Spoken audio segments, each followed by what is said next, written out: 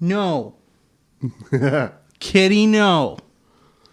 No, Kitty, my lap is not for napping on when I am drinking and recording. No, Kitty loves you. I know Kitty loves me. She's cute. You have a warm, stanky lap. Well, that's because I moved the fridge today, so I probably smell like body odor. I'm going to call you the refrigerator. Cool. That's not my usual name. No. Okay, let's bring it in. Center. Bring it in for landing. Okay. On a distant planet, far, far away, an ancient tome was found by a band of extreme scientists using the Canadarm. This tome, known as the Canuckonomicon, contains all the secrets, future, past, and present, of our fair northern country. I, Junior, and my co-host Dirty Clyde will open this tome and unveil just a taste of those secrets. Welcome to the Canuckonomicon. That's good. I like that a lot. You get better at this. I just get worse. I was listening to the past 11 or past 12 episodes, and I realize I talk less and less and less. And I find myself staring at the red line. You were pretty talkative last episode. That was good, though. I really got into those I think that's part of it. fearsome critters. My topics got a little bit more Heavy. Serious. Oh, my gosh. You'll have lots to talk about next week because it's a topic you actually know a fair amount about. I did some research. Yeah, you've done some research. So I'm not going to tell you guys what the topic is. He knows what it's going to be. It's a first. Yeah, and our special guest that we'll have coming in next week, Sky from Histories, Mysteries, and Conspiracies. She knows a fair amount. Well, I don't know if she knows anything about it, but she knows what the topic is. So my guests won't be coming in as blind as they usually do, but I'm very excited to have a guest on at all, to be honest. Well, there you go. Yeah. Speaking of guesting, July 23rd, I'm going to be on Histories, Mysteries, and Conspiracies. So if you guys aren't subscribed to them, go subscribe. July 23rd, I'll be on there talking about the Franklin expedition. Ooh, the Franklin expedition. Yes. Trombones and baffle squeakers. What? What's a baffle squeaker? I'll let your imagination run wild, my friend. Okay.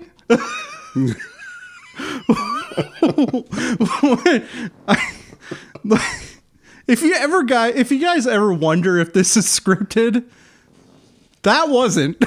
I don't know what that was. I would say it's 60-30. Well, scripted. yeah, I mean, I write a lot. Yeah, nothing I contribute is scripted. I got to tell you. But this week, guys, I really did not plumb the depths of weirdness. I found us what I have always thought was a really cool little bit of Canadian history, and also a real mystery, and a bit of a conspiracy. We're going to be talking about the Avro Arrow. Bum, bum, bah. So Canada is a country that has a long history of technological innovations that often push boundaries and challenge preconceived notions. For example, it was a Canadian who thought that injecting pig insulin was a terrible idea and engineered a synthetic human insulin instead, changing the lives of diabetics everywhere. Canadians also invented such exciting things as pablum, that flavorless cereal mush that we used to feed to babies. I'm sure you probably have some experience with pablum. Well, I will have in a few short years. We also invented the BlackBerry cell phone, which you may remember as the cell phone that only businesses used. And Really, the first smartphone. wasn't the first. I think the Palm Treo wasn't it? The Palm was concurrent, but it wasn't as good as a cell phone. That's true. It wasn't terrific. Like, it was a later version of the Palm Pilot that became cell phone capable. That was my first smartphone because I inherited it from you. That's right. I had a Palm Treo. Somebody saw me playing chess on it once because that was back when smartphones had one game. Chess, maybe solitaire if you were lucky. Oh, so they had that Minesweeper one. Oh, yes. Yeah. Yes. Somebody saw me playing chess on it once and said I looked like I was doing some serious business because it was not a fun smartphone. Yeah, true. We also invented baggage tags. The hell you say? Yes, Canadians invented baggage tags.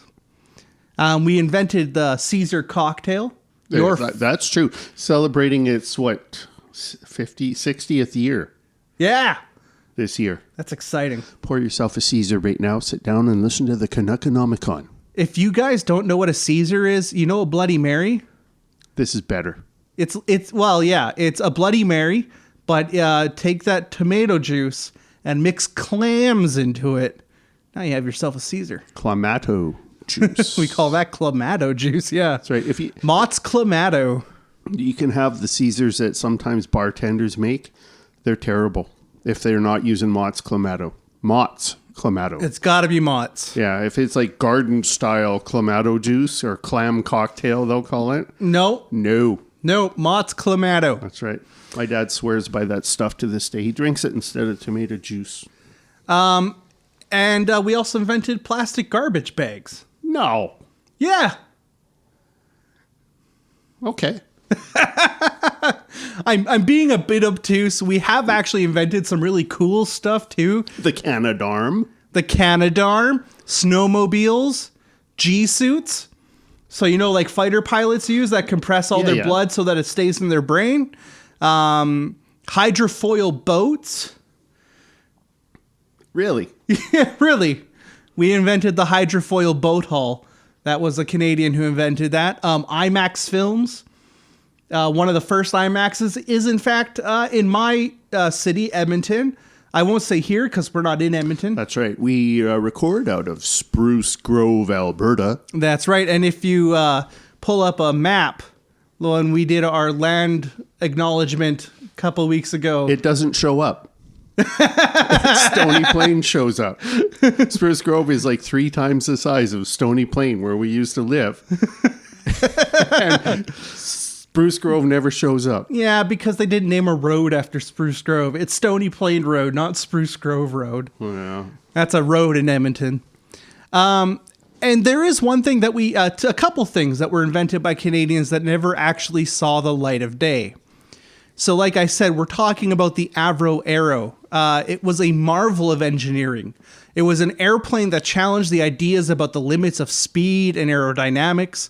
It was the Avro Canada CF-105 Arrow, or as known by its shorter name, the Avro Arrow.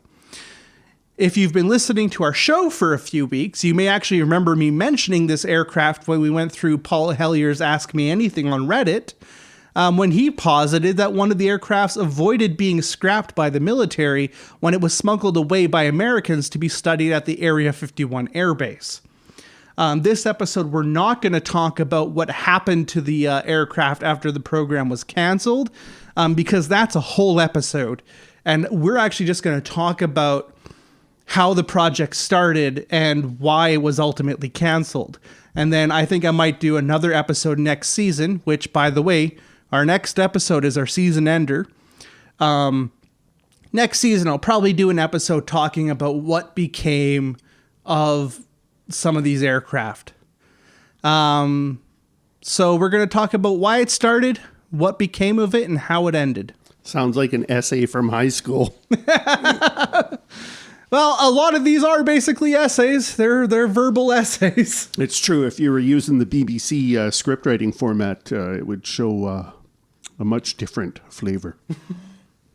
It'd have an accent, for one thing. You got that bottle opener over there? Already? Oh, hell yeah. Sorry, guys, I gotta open a beer. I thought Alley Cat was twist off. Is Alley Cat twist off? Yeah. Oh, well, Yeah. I'm an idiot. My Alley Cat's a twist off, apparently. So, the Avro company was a semi-successful aircraft company that had worked on at least one successful project and almost had a second and third successful project. Part of the idea of the project was that Canada should have a self-sufficient aircraft industry, relying on Canadian-made aircraft instead of simply adjusting and purchasing foreign-made aircraft. Fred Smyth, who was the director of aircraft production at Victory Aircrafts, which was a Crown-owned company, was particularly interested in this idea. The Avro company was a child company of Avro and was their airframe division. With Walter McLaughlin being the engines division, as well as Canada Steel Improvements as a later acquisition used for making material for the ships. Well, aircraft, they're not boats. Fred Smyth was the general manager of Avro. The company was charged with producing several impressive aircrafts. One was the C-102, the second prototype jetliner ever released by only 13 days, being beaten out only by the Havilland Comet. It would also become a victim of the Avro project despite having offers to produce it and manufacture it by Howard Hughes. So to give you guys an idea how big a deal this was, the concept of a jetliner did not exist when the C-102 was developed. The C-102 would have been fairly small, would have been for intercity travel, and would have been used mostly on North American continent and not for overseas travel yet. So boats are still the preferred method of travel overseas, and trains were still the preferred method of travel within the continent. So, and Howard Hughes, if you don't know who Howard Hughes is, look up the Spruce Goose. This is that guy. Mm-hmm. He was a huge aircraft entrepreneur in the United States. Hughes Air West. Yes. That's right. The other project that was run by Avro, which actually did go into production and was a successful project, was the CF-100, which was the first fighter jet produced by Avro. Unlike the C-102, the CF-100 went into production with 124 Mark III CF-102 or CF-100s entering into the Royal Canadian Air Force use in 1953, equipped with 850 caliber machine guns. I will say this, the CF-100 did not have a great reputation. It had two nicknames. The first was the very promising Clunk. And the second was the equally promising Lead Sled. That's good. So the first was because the sound its front landing gear made when retracting was an audible clunk, which I'm sure when you're traveling at near supersonic speeds was a great sound to hear. And the second was because of how stiff and heavy the controls were. So this is a fighter jet that was not easy to control. Not maneuverable. Not maneuverable. It was a straight winged aircraft, which nowadays, like, we don't build fighter jets like that. We use what we call a delta wing. But this was a straight wing aircraft. It was actually the first straight wing aircraft to ever go at a supersonic speed. And it did that during a dive. It would reach supersonic speeds, and that was a part of how we changed our entire perception of how aerodynamics worked, was because of engineers trying to figure out why airplanes kept tearing apart when they entered into a dive. Too much drag. Well, it's too much drag because drag didn't work the way they thought it did. So the aerodynamics we all learned in like elementary and junior high school is not how aerodynamics actually works. Actual aerodynamics are far more complex. That's only how the airfoil works. It's not even how the airfoil works. Well, it's how they used to think it worked, and that's why they would build airplanes having like 4 sets of wings. Right. Because they believed that more surface area would mean more lift. Right. That's not how it actually works. And that's why we're able to build delta wing aircraft. Because if you took a delta wing aircraft and applied standard aerodynamics to it, there's no way that thing should fly. No. Instead, we have these more complex aerodynamics that we use, which actually continue working at supersonic speeds. This kind of traditional method of thinking of aerodynamics doesn't work at supersonic speeds. And that was the problem they were having. So these straight wing aircraft would tear apart during a dive because they'd be using jet engines, and the jet engines would continue sucking air and providing propulsion, which would drive them to supersonic speeds while they were in a dive. They eventually figured it out, and the delta wing airfoil was developed. So in its lifetime, 692 CF-100s of various marks went into use the world over, ending with Mark 5s and a proposed Mark 6 that would actually become the victim of the Avro Arrow project. During 1953, the Canadian government went through extensive tests and design developments to see if the CF-100's Mark 6 aircraft would fit the needs for a supersonic, long-range interceptor aircraft. It was ultimately decided that the straight-winged CF-100 Canuck wasn't going to be good enough, and so they contracted Avro to make a more powerful aircraft in 1956. The specifications that they set out couldn't even be met by any foreign-made aircrafts currently in development.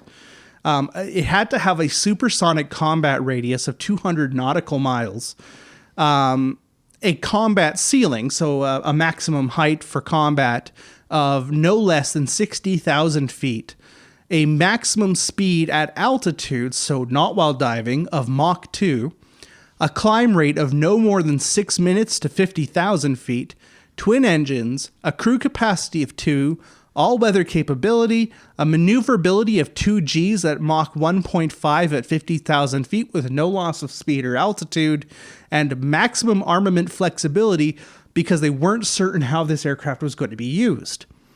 You also note that all of these measurements are in imperial. We wouldn't actually switch to the metric system until 1976. So in your lifetime, you probably actually remember that. Yeah, we had to learn both metric and imperial measurements. Because you would have been, what, junior high? Grade 6, I think. Grade 6, so pretty the close. Change went over, yep.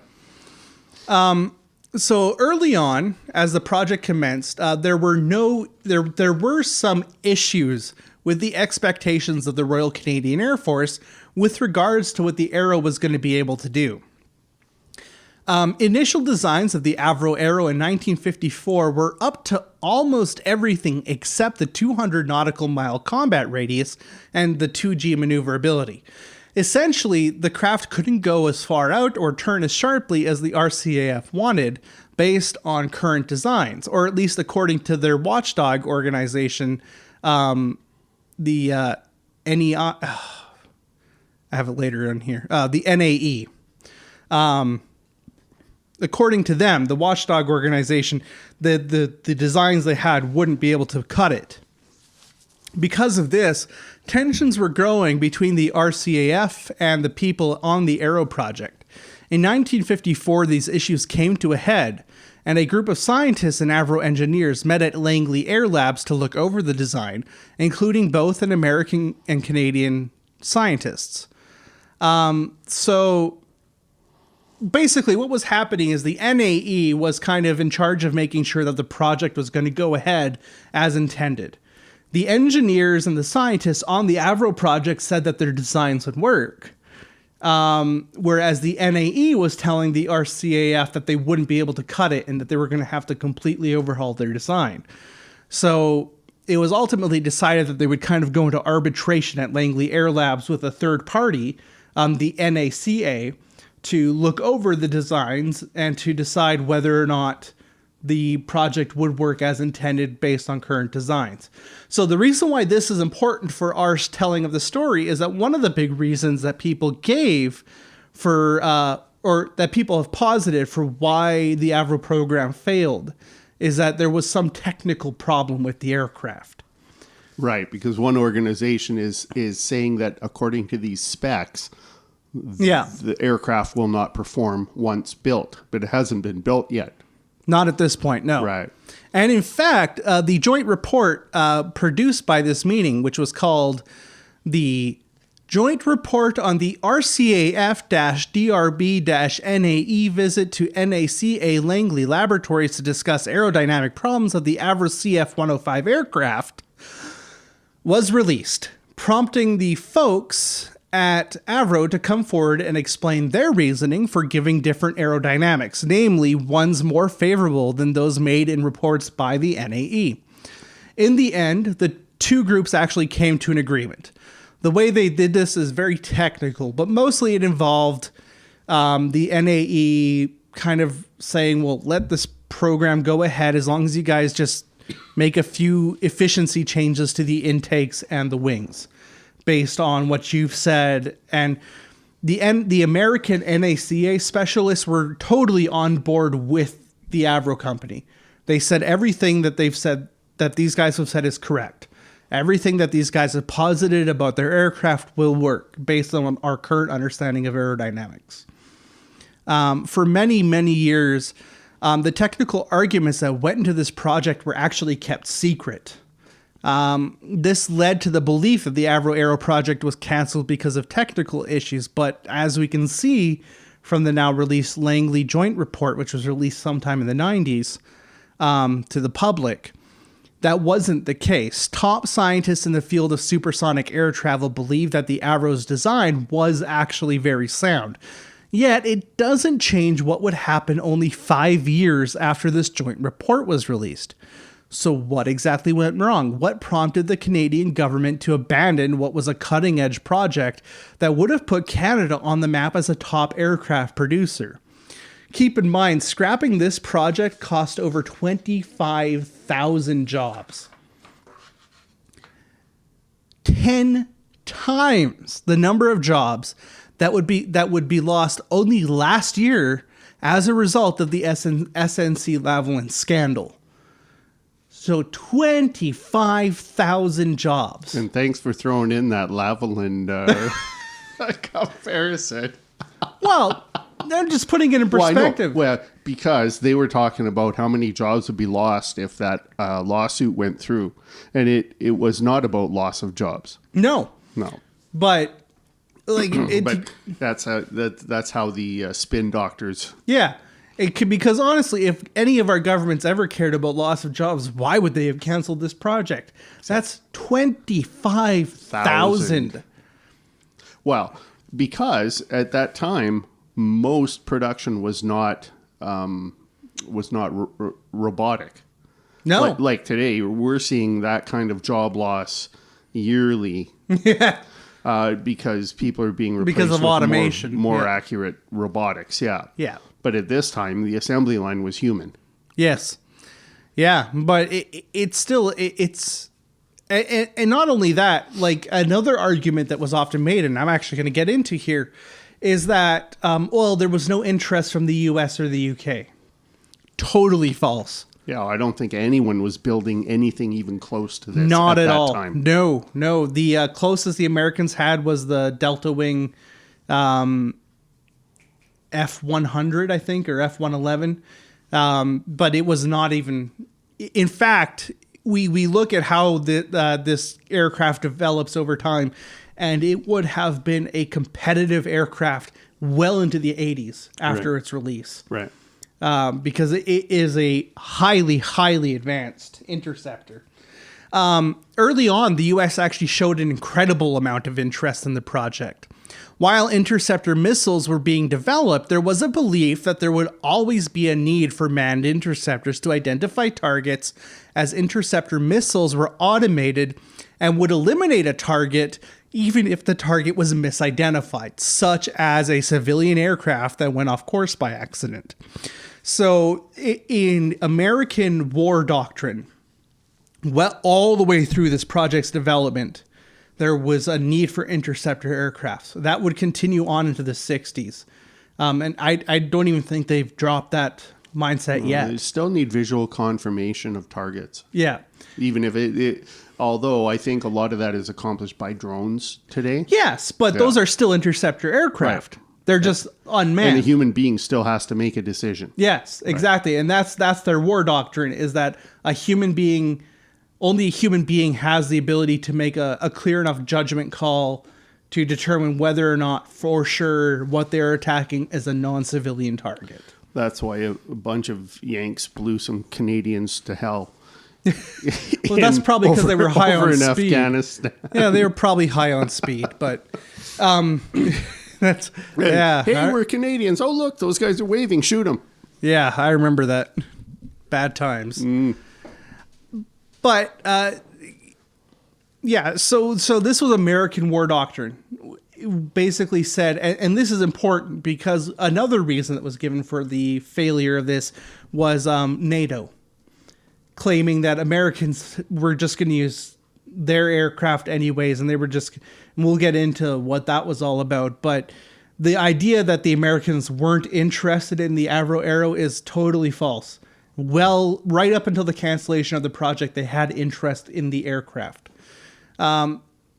This interest by the Americans is also why they ultimately decided to actually go with the Canadian-made PC-13 Iroquois engine, as the Americans, looking at the aircraft, wanted the more powerful and more advanced Canadian engine over their less advanced American J-75 engine.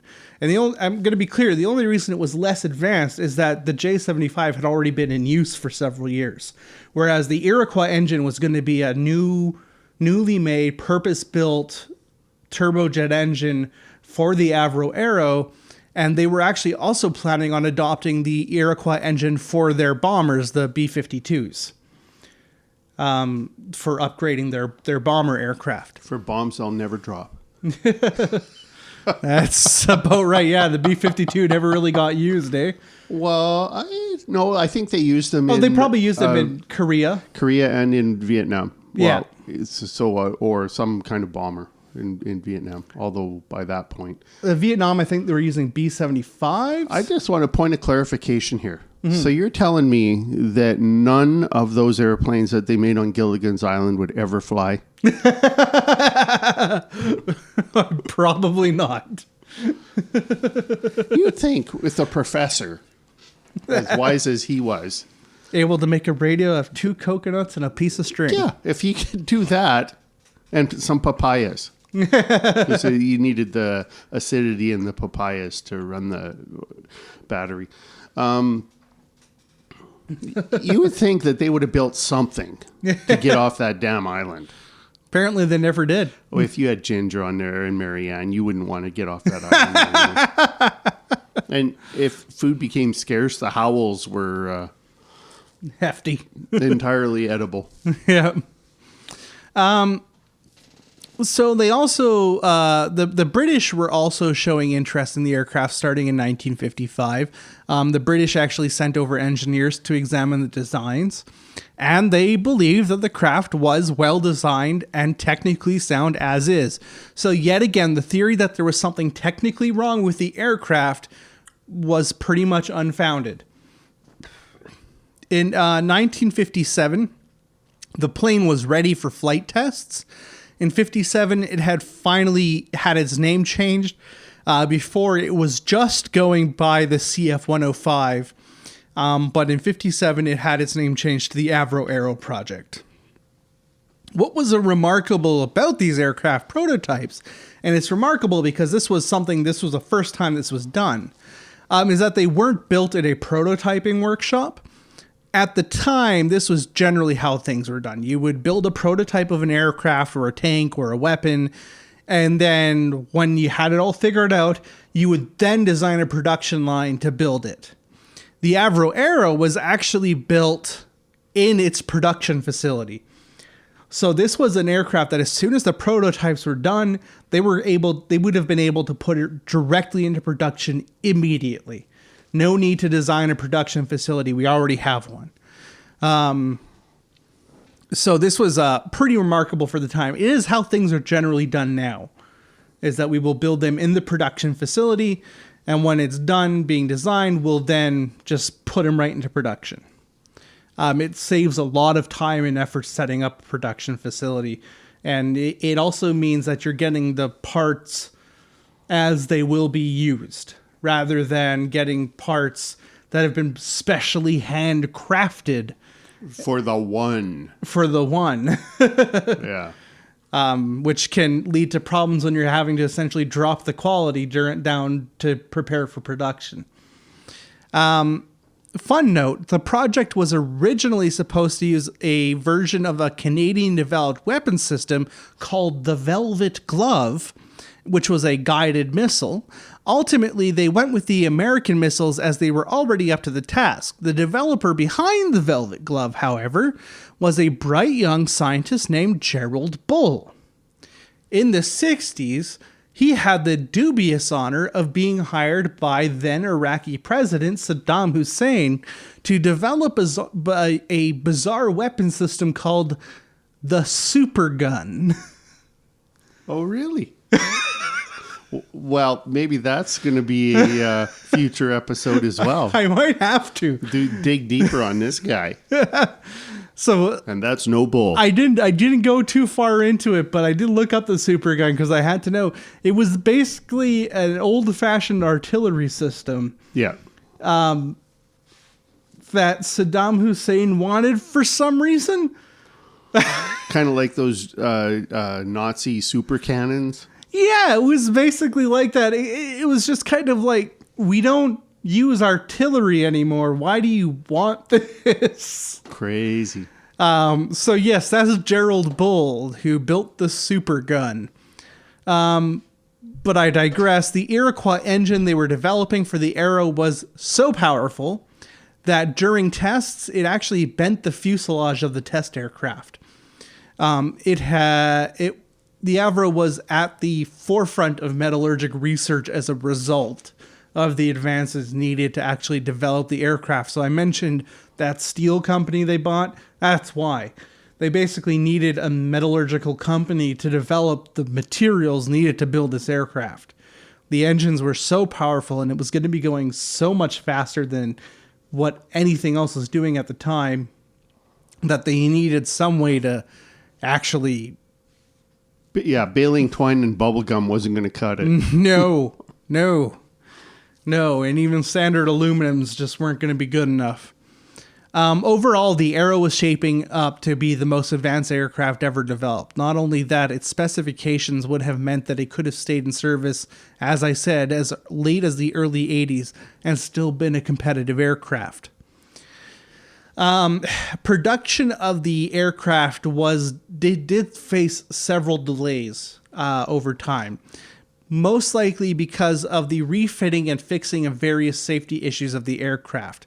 So there was a policy that was put in place by Fred Smythe that any time a part during further testing was revealed to maybe not be quite as safe as they thought it was before, they actually had to basically pull everything apart and redevelop that part and until it was safe enough, until it met their specifications. That's Canadian. Well, and it was also Canadian ingenuity at its best. It'll take 10 years to develop something that the Russians would pop out in like 6 months. It just kept leading to all these delays, and it was a very Avro thing to do. It was also a very Fred Smythe thing. And it was probably entirely unnecessary because these craft weren't dangerous. Was he a perfectionist? I don't know. I should have looked more into him, but he was really all about these Canadian-made aircraft, and I think he didn't want anything to go wrong with this project. Yeah. In the process, he delayed it, which honestly may have been what cost Canada this aircraft. Because we'll get to it, but there are it all comes down to politics as to why it's all BS when it comes out at the end. So the designers and engineers were assured that the vehicle was safe. Their policy was that any time a piece was determined to be unsafe for any reason during further tests of the materials and development of the craft, it was immediately replaced with no questions. Every time this happened, it would delay the production further. Remember earlier when I was talking about using an American weapons system? Well, here's where more problems came up. Canada wanted to use the RCA Sparrow 3 weapon system, but the US government actually abandoned development on it. As a result, Canadair and Westinghouse had to take up development for the project, the Sparrow 3 project, which was another big expense put on Canada's fledgling aeronautics industry. So we didn't have a big aeronautics industry at this time, right? This was our big chance to prove that we could cut it with the big boys. So ultimately, they had to abandon the use of Sparrow 2s and switch to the intended Falcon weapon system that they had initially thought about using. They wanted to use the Sparrow 2s. Sorry, I said Sparrow 3s earlier. I meant Sparrow 2s. They wanted to use the Sparrow 2s because they were a little more purpose-built for this kind of combat, whereas the Falcons, while they could fit more of them on the aircraft, were a little less advanced than the Sparrow 2s, but they did switch to the Falcons. Avro's weapon system was an internal weapon system, so if you notice, most aircraft will have the missiles underneath the wings mounted externally. They didn't want to do this with the Avro because they wanted to reduce drag as much as possible, and putting external weapon systems like that onto the aircraft would have greatly increased drag. So they made an internal weapon system, which was actually a revolutionary concept at the time. There was only one aircraft that actually used it. That was the F-106 Delta Wing, which was released in 1959, literally 1 month before the Avro was canceled. And the F-111 Aardvark, which is an aircraft with the world's most menacing name, if you've ever watched Kingdom Hospital. Yeah, right. I remember that. So the Aardvark also had an internal weapon system. Another aircraft that most people might know is the Nighthawk bomber, which used it's a stealth bomber that used an internal weapon system. So it was considered kind of a futuristic concept to do this. The Avro Arrow was ready for testing in 1957, but the Iroquois engine was not. Thus, the first Avro flight was actually run with the weaker J-75 jets. A flight simulator was also developed for the Arrow program, though neither test pilot on the program was actually able to successfully fly the craft using the simulator, and both of them, quote-unquote, crashed in the simulator. This is probably a problem with this very rudimentary flight simulator. So when I say flight simulator, I don't want you guys to be picturing what we think of now as a flight simulator with like computer graphics on all your windows and a big steering wheel and a little box on hydraulics. That's not what this was. This would have probably been like a scrolling chunk of fabric. They probably wouldn't have had any visual at all. It was all probably just data. Yeah. Well, I know Going I've through seen a teletype machine. Yeah, something like that. And so it was a very, very rudimentary system. The first manned flight of the Arrow was in 1958. It was a success. It was actually said that it handled better than other Delta Wing aircraft, such as the one I mentioned earlier, the F-106. The only two problems they actually had during the manned flights was that the first one, the landing gear failed to fully extend due to a broken chain. And the second, a tire burst as the pilot hadn't landed properly. So there was some belief because of this that there was problems with the undercarriage of the Arrow. That wasn't the case. Again, it was just a couple little glitches that they had to work out before they could put the aircraft into full production. That's why you run flight tests. But other than these two incidents, there were no incidents during flight testing of the aircraft. It actually handled very well at supersonic speeds, and it was considered to have met most of its specifications without any issue. The project was ended February 20th, 1959, with the statement, Mr. Speaker, with the leave of the House, I should like to make a somewhat lengthy statement on the subject of one facet of the national defense of Canada. The government had carefully examined the need for the Arrow and the Iroquois engine known as the CF-105. The conclusion arrived at is that the development of the Arrow aircraft and the Iroquois engine should be terminated now. This statement was made by Prime Minister John D. Diefenbaker. Oh, Diefenbaker. Yeah, I was wondering when we were going to talk about him. Yeah, so Diefenbaker was a progressive conservative. For my American listeners, I want to clarify that when we talk about conservative, particularly in the Diefenbaker era, it means something very differently than what you're probably thinking of. And I bring this up because I don't want there to be any mistaken belief that a conservative government would want a military project to go forward. There is absolutely no reason why Diefenbaker would have wanted this project to go forward. There's also no reason why he would have necessarily wanted to cancel it. But we should be clear that he's what we call a red Tory. So red Tories were morally conservative. They were generally fiscally responsible, but they were not about small governments. They were about huge, sprawling governments that could go toe-to-toe with corporations. And there was also no particular like or dislike for military projects in red Tory governments. That would, like, the idea of a red Tory government wouldn't really change until Harper. Harper was kind of our first American-style conservative prime minister. Before that, most of our conservative prime ministers weren't really that different from our liberal prime ministers. There was just the liberals tended to be A little more centered around Quebec. Yeah, and a little more commie. yeah. And the conservatives tended to be more Ontario-based. Yeah. We didn't have Alberta, the Western Canada didn't really have a voice at this time. Yeah, although Diefenbaker was from Saskatchewan. Yeah. So it was, but I just want to make clear, like, that there were political differences, but they were a lot more slight than they are now. The Canadian government at this time was not quite as bipartisan. There was no NDP. The NDP, I don't think, came around until the 70s.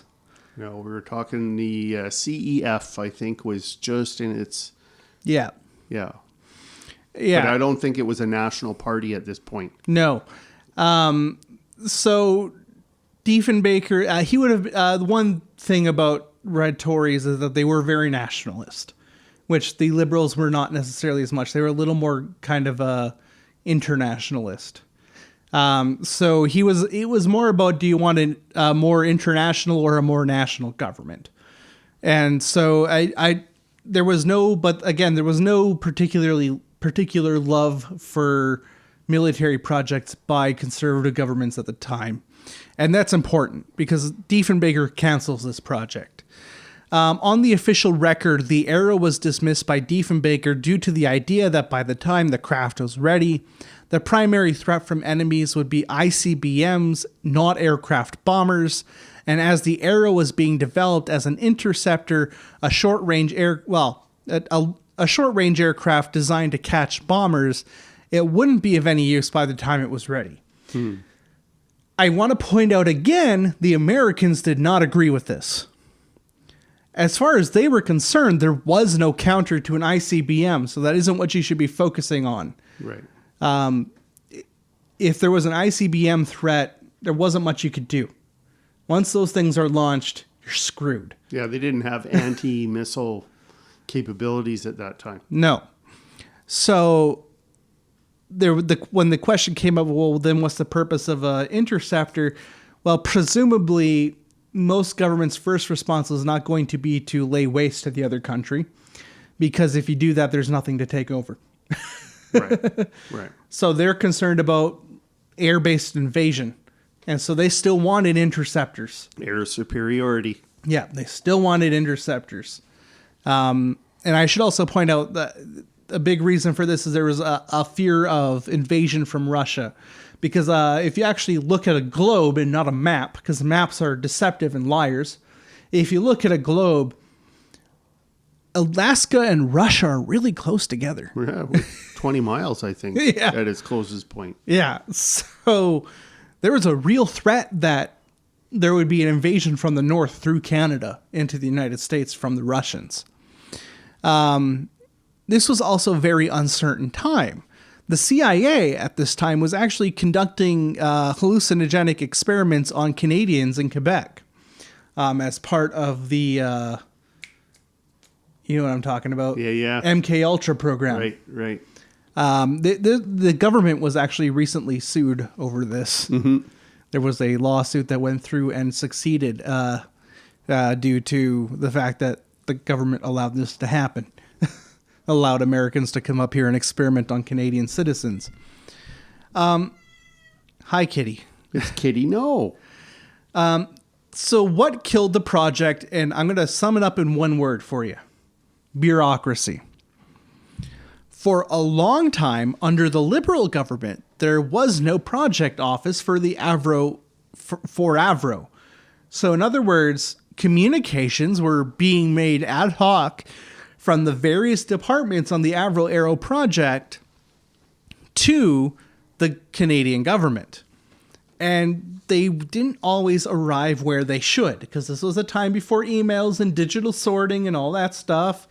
So it would have been better to have had a central office that all the departments would report to, and then they would prepare a report to send to the RCAF. In 1958, the conservative Diefenbaker government was elected. So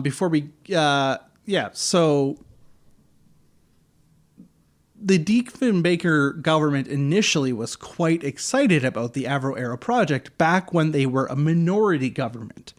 So a minority government, for those who don't know, is when our government has a party that controls less than 50% of the total seats in the House of Commons.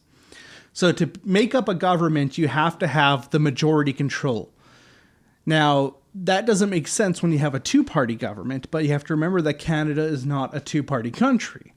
We have multiple parties, and so it is possible to have a government, say, that controls as few as 34% of the seats, and have two or three smaller parties making as well as independents making up the remainder of the seats.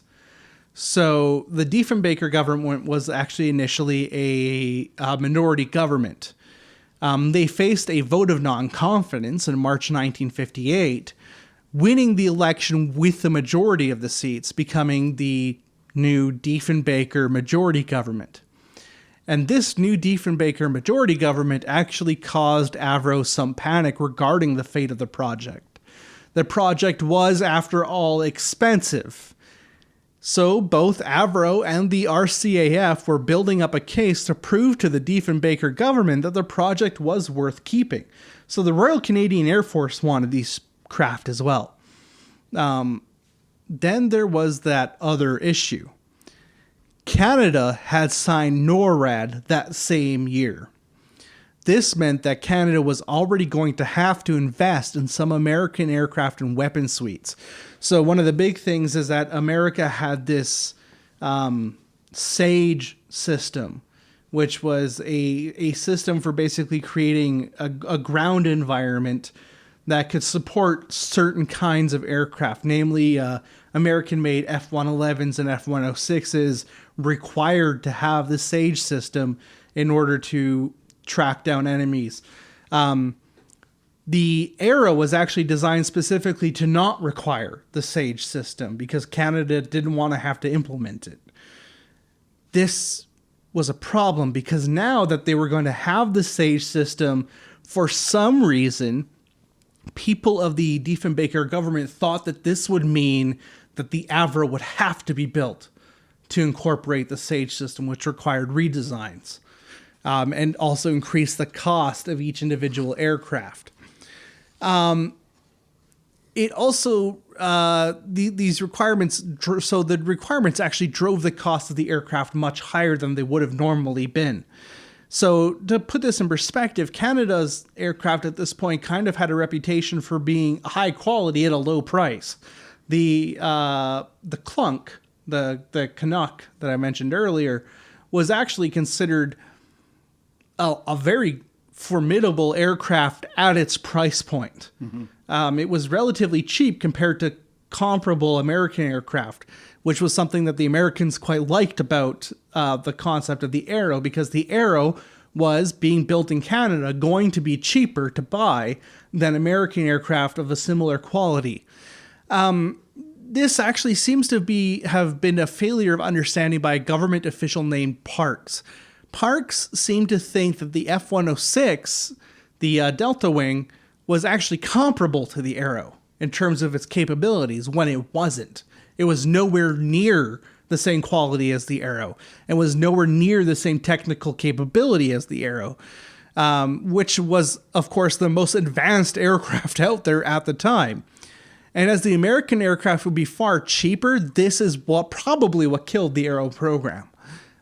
Basically, Parks kept whispering into the Diefenbaker government's ear that, well, the Arrow is going to be way too expensive for what we need. We can just buy this cheaper aircraft. It's basically the same thing. It flies. It flies and shoots missiles. It's got to be good enough.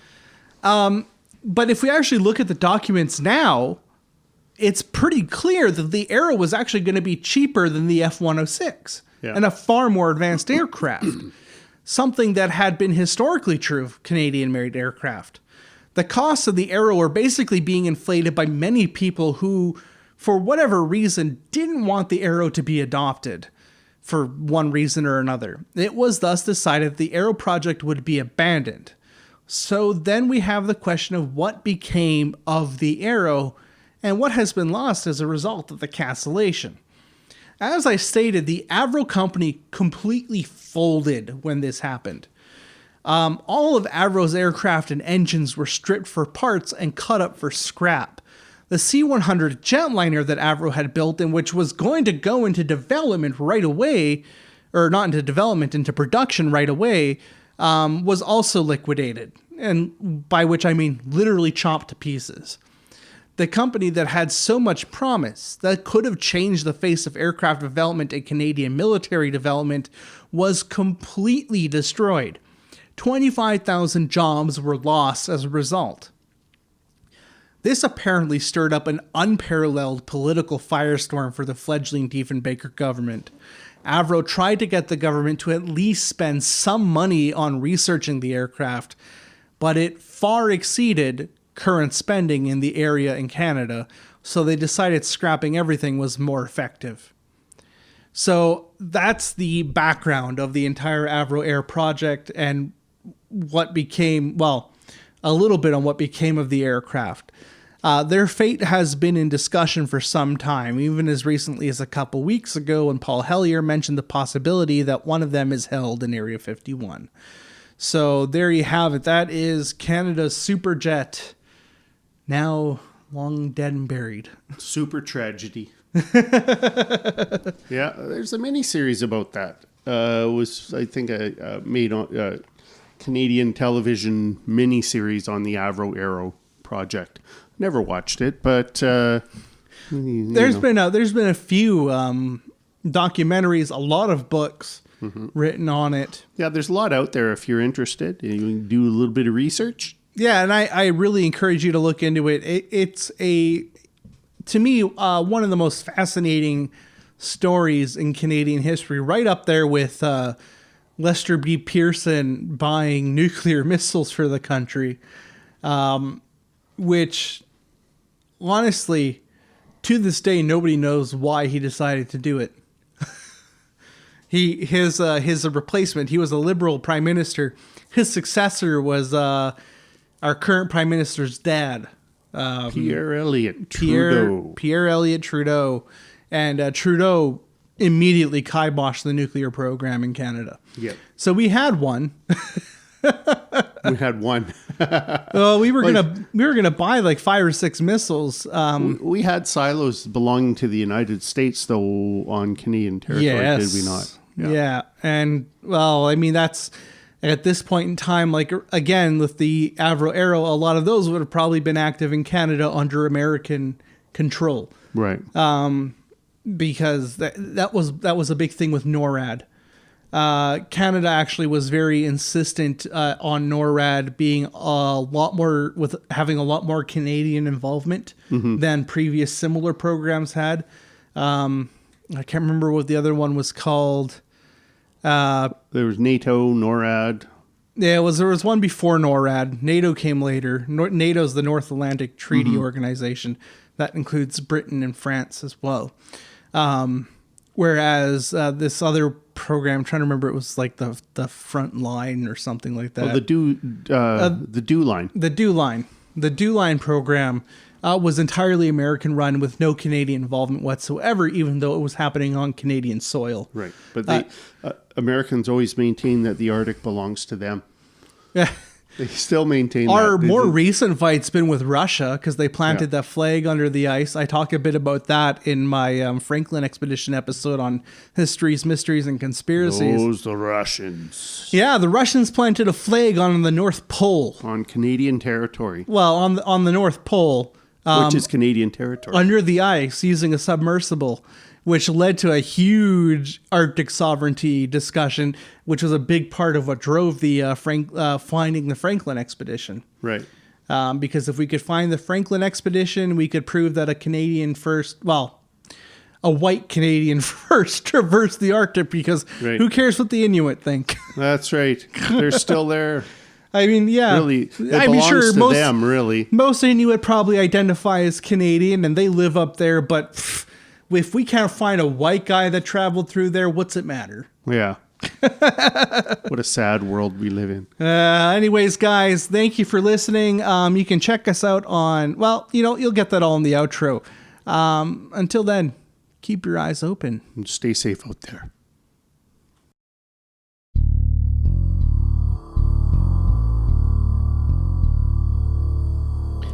Canuckonomicon is a production of Crossing Clay Studios. We can be found on Twitter at Canuckonomicon, and you can contact us through email at canuckonomicon@gmail.com. Please be sure to share us with your friends and family, and keep your eyes open.